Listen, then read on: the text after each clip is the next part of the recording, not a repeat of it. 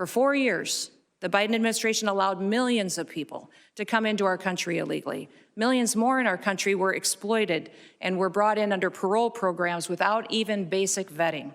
As a result, we've seen terrorist attacks and heinous crimes committed against American children and families by criminal illegal aliens and violent perpetuators who should have never been allowed into this country in the first place. We're ending illegal immigration, returning sanity back to our immigration system, and we're defending against cyber attacks against our critical infrastructure.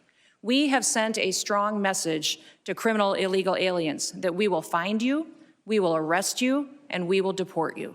Madam Secretary, you and the gentleman from NCTC reference the unfortunate accident that occurred with the National Guardsman being killed. You think that was an unfortunate accident? I mean, it was a terrorist attack. Wait. Look, I'll get it straight. Then you can He shot our National Guardsman in the head. Okay, that was DHS Secretary Kristi Noem today testifying, firing back at Democrats.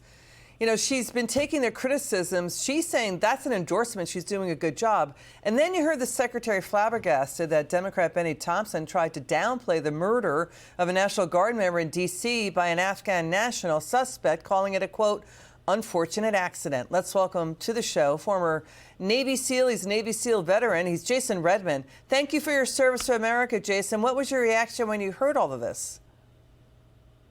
Well, it was my honor. Great to be on. I myself am flabbergasted by that statement. I've heard that before. People have said, "Hey, I'm sorry to hear about your accident." And you have to understand, when someone attacks you, there's nothing accidental about it. It is an intentional act. It's an act of war, an act of violence. And they specifically targeted our National Guardsmen. Man, and that goes down all the way, that bleeds all the way down into, in my opinion, going back to our botched withdrawal from Afghanistan. These individuals managed to get here. For whatever reason, they wanted to target something. Our National Guardsmen became their target outside the White House. Yeah, Jason, so what you just said about Biden's botched exit out of Afghanistan, that did come up. Let's get your reaction to what happened next. Watch Democrat Benny Thompson turn to Joe Kent. He's the director of the National Counterterrorism Center.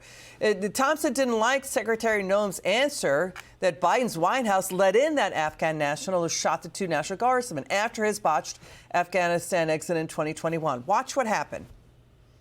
It's obvious you don't want to answer the question. Mr. Kent, do you want a shot at it?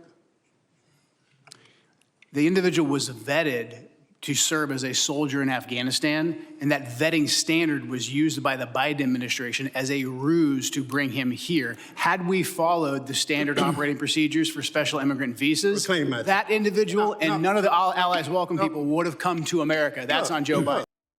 See that? Thompson tried to cut off Joe Kent. Joe Kent is saying that's on Joe Biden. Thompson didn't like hearing that.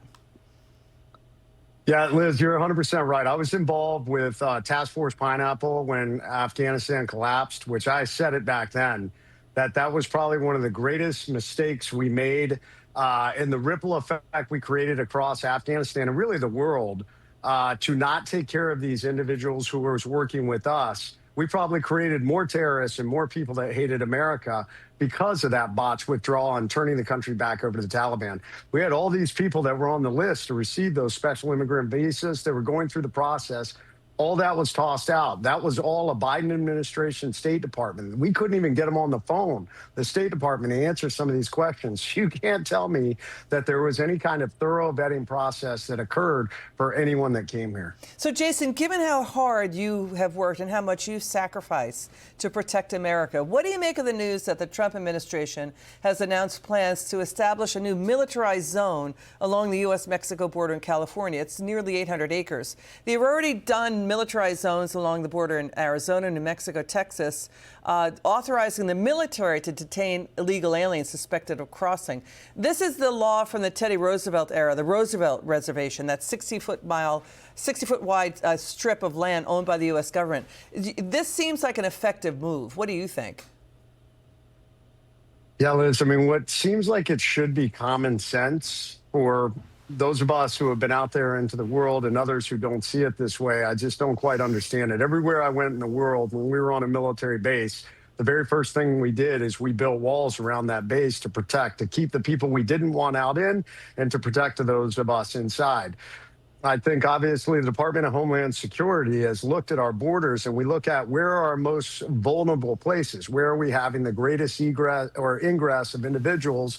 If those are vulnerable points, then obviously we need to create better walls, and we're going to have to enforce them better, whether that's militarized, which obviously border control can't be everywhere. So all these things just make sense. We want to reinforce our borders. We want to make sure the people that we don't allow people in without going through the proper process. Thank you so much, Navy SEAL veteran Jason Redman, for being with us tonight and for your service to America. Appreciate you very much. Thanks for joining us.